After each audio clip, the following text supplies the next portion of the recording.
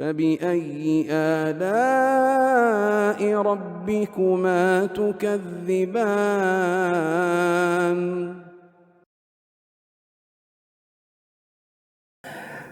Kemudian yang berikutnya, kejadian yang keberapa sekarang? Yang ke-8 adalah Nabi SAW tinggal bersama Aisyah radhiyallahu taala anha. Kata beliau, "Tsumma bana bibdati khairi sahbihi."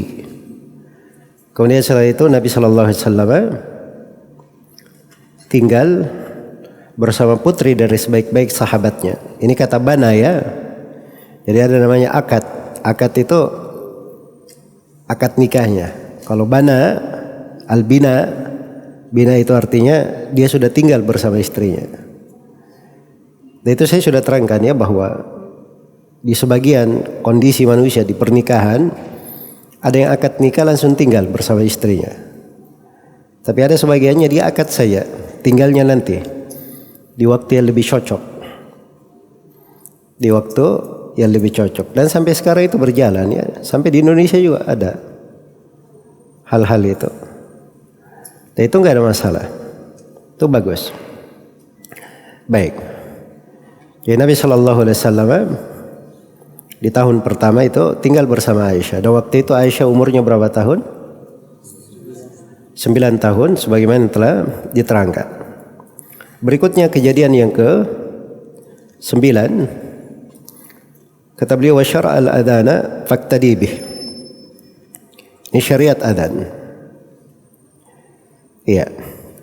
Syariat dari adzan. Wa syara' al-adana. Dan beliau mensyariatkan adzan. Dan dimaklumi ya kisah syariat adzan itu. Ya tadinya sebelum ada syariat adzan cuma diumumkan saja waktu sholat, atau diumumkan telah hadir waktu sholat. Begitu dahulu sebelum ada syariat adzan. Kemudian ada proses ketika akan disyariatkan, sahabat memberi usulan-usulan. Tapi banyak usulan itu ditolak oleh Nabi SAW.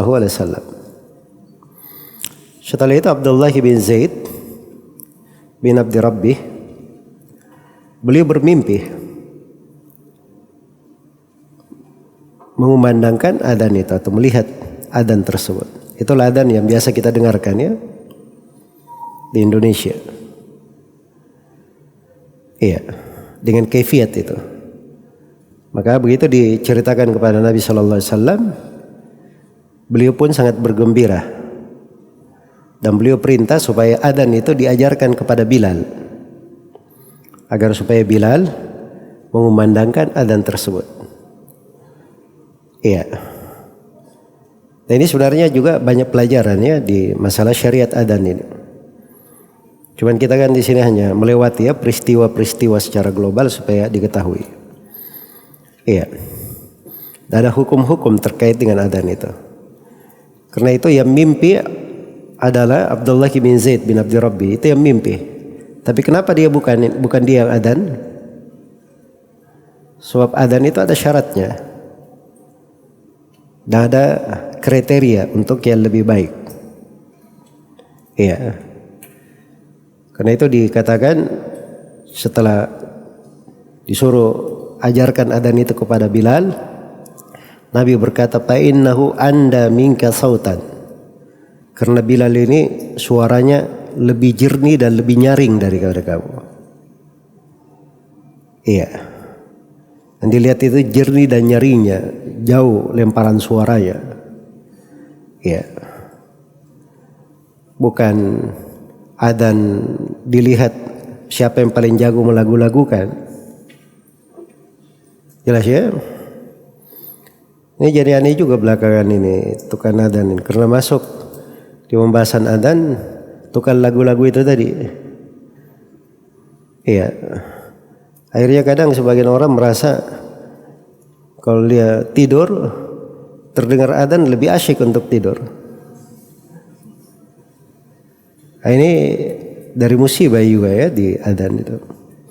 Ya, dan itu yang dilihat adalah pelemparannya, nyaring sampai. Ya. Itulah adhannya Bilal radhiyallahu ta'ala anhu. Iya. Baik. Jadi Nabi sallallahu alaihi wasallam perintah Bilal untuk mengumandangkan adzan. Jadi ini 9 kejadiannya.